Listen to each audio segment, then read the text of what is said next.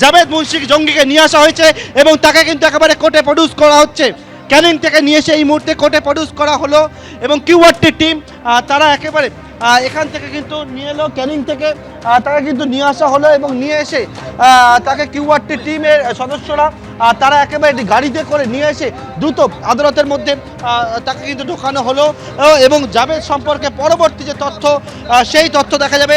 যারা তুমি দেখতে পেলে যে জঙ্গির কথা আমরা বলছিলাম, জঙ্গি সন্দেহে যাকে গ্রেপ্তার করা হয়েছে TUM তাহরিক উল মুজাহিদিনের সদস্য, তাকে কিন্তু কিছুক্ষণ আগেই আলিপুর আদালতে প্রডিউস করলো এবং তার সম্পর্কে পরবর্তীকালে আরও কী কী তথ্য রয়েছে সেই তথ্য কিন্তু পরবর্তীকালে সামনে চলে আসবে।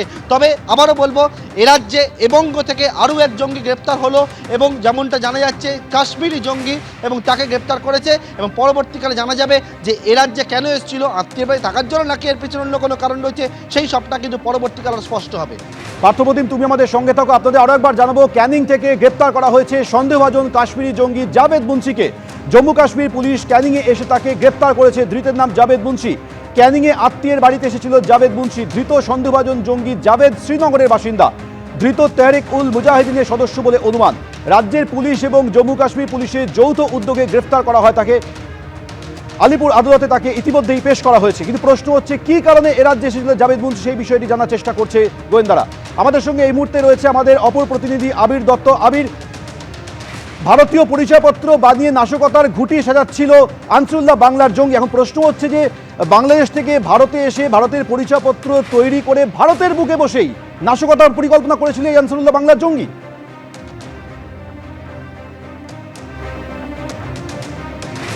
ভারতীয় পরিচয়পত্র বানিয়ে নাশকতার ঘুঁটি সাজাচ্ছিল আনসারুল্লাহ বাংলার জঙ্গি। আধার কার্ড, ভোটার কার্ড, পাসপোর্ট বানিয়ে মুর্শিদাবাদে ঘাটিগাড়ে জঙ্গি মোহাম্মদ সাদ রাডি। সব শেখের নামে আধার কার্ড, ভোটার কার্ড, পাসপোর্ট বানিয়েছিল মোহাম্মদ সাদ রাডি।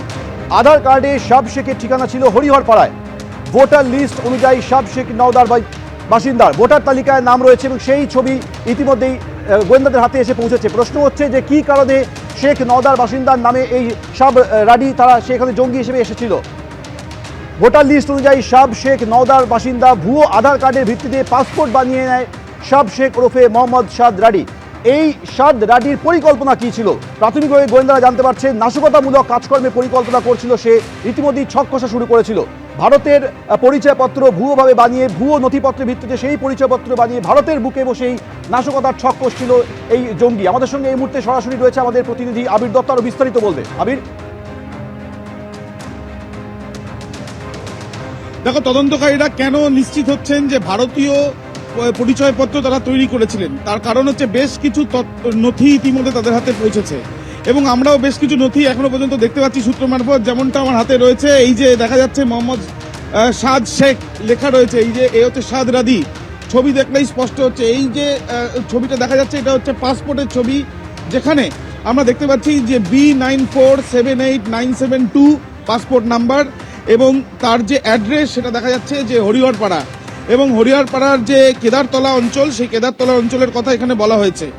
অন্যদিকে একই ছবি তুমি দেখতে পাচ্ছ মোহাম্মদ সাদ শেখ, যে আধার কার্ড যে ছবি দেখা যাচ্ছে সেই আধার কার্ডে যে অ্যাড্রেস সেখানেও কেদারতলা লেখা এবং সেই কেদারতলা হরিহরপাড়া।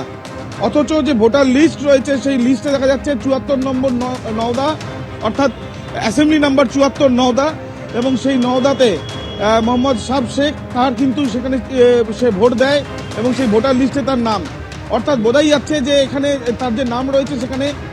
এবং একের পর এক ভারতীয় পরিচয়পত্র সে বানিয়েছিল এবং পাসপোর্ট যেটা বানিয়েছিল, এখনো পর্যন্ত যেটা তদন্তকারী আধিকারিকরা মনে করছেন যে পাসপোর্টটা অরিজিনাল, অর্থাৎ অরিজিনাল পাসপোর্টের ক্ষেত্রে অরিজিনাল আধার কার্ড বা অরিজিনাল ভোটার কার্ড সেগুলোই লাগে এবং সেই অরিজিনাল ভোটার কার্ড এবং আধার কার্ড সেগুলো বানিয়েই সে যেভাবে আর 5 জন ভারতীয়রা পাসপোর্ট বানায় সেইভাবেই সে অ্যাপ্লাই করেছে বা সেইভাবেই সে পাসপোর্ট বানিয়েছে।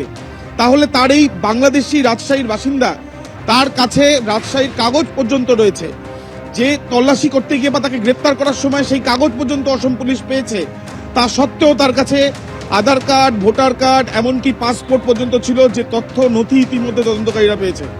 এবং দেখাই যাচ্ছে যে বিভিন্ন জায়গাতে বৈঠক করে এই ধরনের পাসপোর্ট, আধার কার্ড, ভোটার কার্ড তার মানে রয়েছে বলে নিজেকে ভারতীয় হিসেবে পরিচয় দেওয়া এবং তার সঙ্গে সঙ্গে তাদের যে আদর্শ বা তারা যেটা লক্ষ্য, যে লক্ষ্য হচ্ছে শিলিগুড়িতে আমরা জানি যে উত্তরবঙ্গে সেখানে যে চিকেন স্নেক, সেই চিকেন স্নেক তাকে লক্ষ্য অস্ত্র জোগাড় করে কোন রকম নাশকতার লক্ষ্য থাকতে পারে, এমনটাই মনে করছেন তদন্তকারীরা।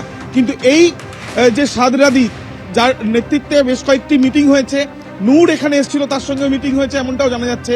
তাহলে এই মিটিংগুলোতে আর কারা কারা ছিল, কি রেজলিউশনই বা এই মিটিংগুলোতে হয়েছে, জানতে চান তদন্তকারী আধিকারিকরা, এবং সেই জন্য চলছে বিভিন্ন জায়গা থেকে তথ্য প্রমাণ সংগ্রহের কাজ, এবং তার সঙ্গে সঙ্গে 10 দিনের যে হেফাজতে পাওয়া গিয়েছে এই 8 জনকে, তাদেরকে জেরার প্রক্রিয়া।